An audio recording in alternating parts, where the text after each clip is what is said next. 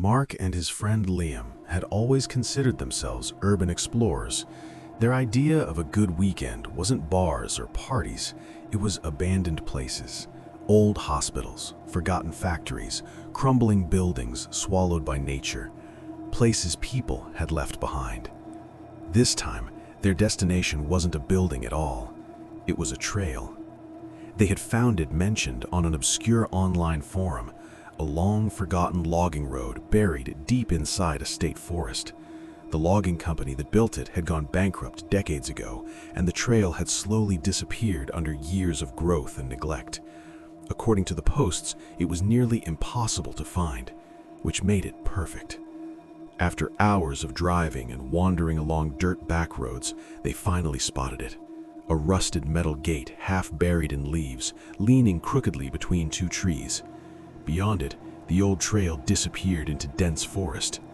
The air was cool and crisp, early autumn settling in.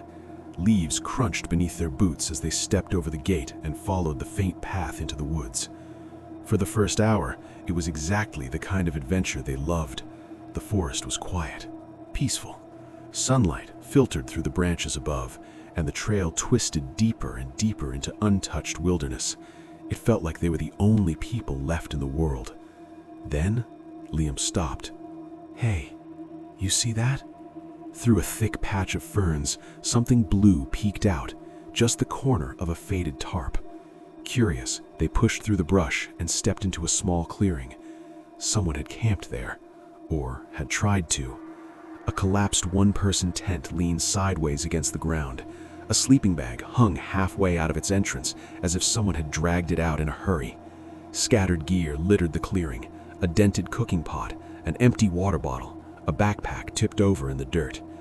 In the center sat the remains of a fire pit, cold and filled with damp ash. But what struck them most was the feeling. It didn't look like someone had packed up and left. It looked like someone had run. "This is weird," Mark muttered, scanning the clearing. "This trail isn't supposed to be used." Liam nodded slowly. "Yeah, and this stuff hasn't been here that long." The tent fabric was faded but not rotted. The fire pit looked only a few weeks old. Whoever had camped there hadn't gone very long. Near the fire pit, half hidden beneath leaves, Mark noticed something else. A small leather-bound notebook. A journal. He hesitated before picking it up. The cover was damp and slightly warped, but the pages inside were still readable. The handwriting was neat, careful. The first few entries were ordinary. The writer, who never gave a name, talked about discovering the trail and how happy he was to find such a secluded place. He described the quiet beauty of the forest and how peaceful it felt to be completely alone. It sounded like he planned to stay there for a couple of weeks to disconnect from the world. But as Mark flipped through the pages, the tone began to change. One entry read, "I feel like I'm being watched. It's probably nothing. I haven't seen another person since I got here, just deer and squirrels. Isolation does strange things to your head." A few pages later, "The feeling hasn't gone away. It's worse at night. I keep hearing things outside the firelight. Twigs snapping, something moving in the brush. I tell myself it's a bear or a coyote, but it doesn't sound like an animal. It sounds deliberate." The handwriting grew messier as the entries continued, more frantic. "I saw something last night, a shape at the edge of the trees, tall, thin. I shined my flashlight, but it disappeared before the beam reached it. I didn't sleep. I sat against a tree all night with my camp axe." Mark and Liam exchanged a silent glance. The cheerful mood of the hike was gone. In its place was a creeping, uncomfortable dread.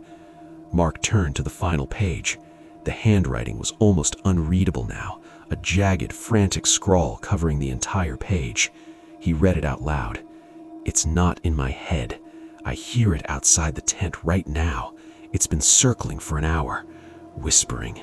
I can't understand what it's saying.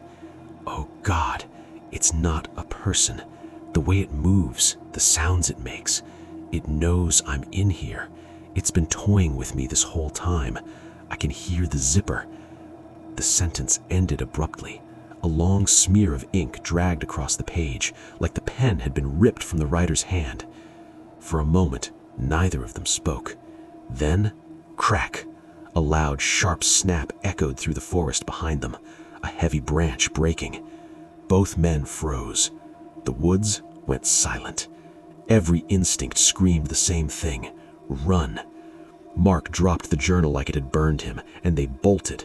They didn't follow the trail, they didn't look back, they just ran, crashing blindly through branches and brush in the direction they'd come. Leaves whipped against their faces, twigs snapped beneath their boots, and for a few terrifying moments, they could hear something else running too.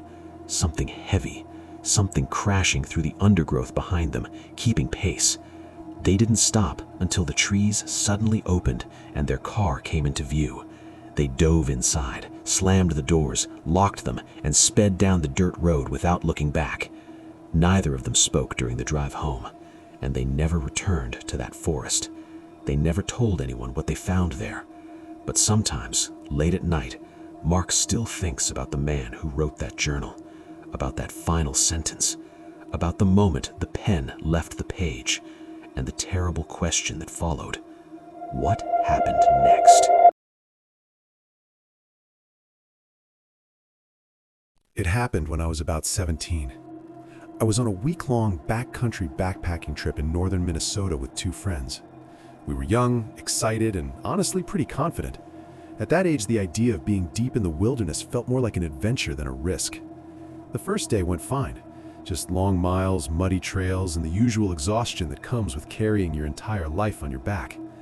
But the second day, that's when things started to feel wrong. We had only been hiking for maybe an hour that morning when we passed a man coming the opposite direction. He had this massive black wolf dog with him, easily one of the biggest dogs I'd ever seen. It wasn't aggressive, but it wasn't calm either. It kept whining, not barking, not growling, just whining, nervous. And it wouldn't stop looking behind them, back down the trail they had just come from. The man made small talk with us for a minute or two. Something about him gave off a strange vibe, like ex-military or law enforcement. He was alert, scanning constantly, like he couldn't relax. What stood out most was the pistol holstered at his hip. That didn't bother me on its own. We were in bear country, it wasn't that unusual. But what did bother me was how on edge he seemed, despite being armed. Before he left, he told us something that stuck. He said earlier that morning he had seen a middle-aged man walking off-trail, alone, wearing a dark green raincoat. And he said it gave him a bad feeling. Then he left quickly, like he didn't want to stay there any longer than necessary. We laughed it off at first. But later that day, we saw him. We were hiking along a long, straight stretch of trail when one of us glanced back. And there he was, a figure in a dark green raincoat. The second we noticed him, he stepped off the trail, fast, like he didn't want to be seen. That's when the mood changed. Over the next 2 days, we kept seeing him. Always behind us, never close enough to confront, just far enough to make you question if you really saw him at all. At night, it got worse. We started hearing footsteps around our campsites. Slow, deliberate, circling. We stopped doing anything alone. Bathroom breaks, together. Getting water, together. Even just stepping away from the tent, we didn't risk it. What was supposed to be a fun trip turned into this constant creeping paranoia. Every night we went to sleep damp, cold, and tense, gripping whatever we had. Knives, bear spray, even our little shovel tools. Not because we thought we'd win, but because we didn't want to go down without a fight. By the 3rd day, we were exhausted, not just physically, but mentally. That's when we reached a larger campground. There were a bunch of college-age girls already there, loud, laughing, clearly nervous about being in the woods, but trying to make light of it. For the first time in days, we felt a bit of relief. More people meant safety. We told them about the man in the green creek raincoat, and their reaction changed instantly. They went quiet. Then one of them said they'd heard the same thing from a married couple they met hiking the opposite direction. Same description, same uneasy feeling. At that point, it didn't feel like a coincidence anymore. That night, everything fell apart. Sometime in the middle of the night, we were jolted awake by a scream, a loud, panicked shriek, then chaos, people shouting, tents unzipping, flashlights flickering on. Something crashed through the woods, moving fast away from the camp. That's when we found out what happened. Someone had tried to open one of the tents on the edge of the campsite. A girl sleeping alone woke up to a figure crouched halfway inside her tent. She reacted instantly, kicking out and hitting him, and the second she did, it ran, just disappeared into the darkness. After that, nobody slept. Some of the girls were hysterical, others just sat there in shock. I ended up gathering a few people to build a fire, something, anything to keep light around us. The wood was soaked from days of rain, but I managed to find some rotten birch and strip the bark for kindling. Eventually, we got a fire going, and we kept watch until morning. Nobody wandered off. Nobody was alone, because now we knew for sure something or someone had been following us, and it wasn't just watching anymore. It was getting closer. We were supposed to spend 3 more days out there. We didn't. The next morning, we packed everything up and hiked out as fast as we could to a different trailhead. We called for a ride and left, and I never really felt the same about hiking after that. Even now, years later, whenever I'm deep in the woods, I still get that feeling, like there's someone out there, just off the trail, watching.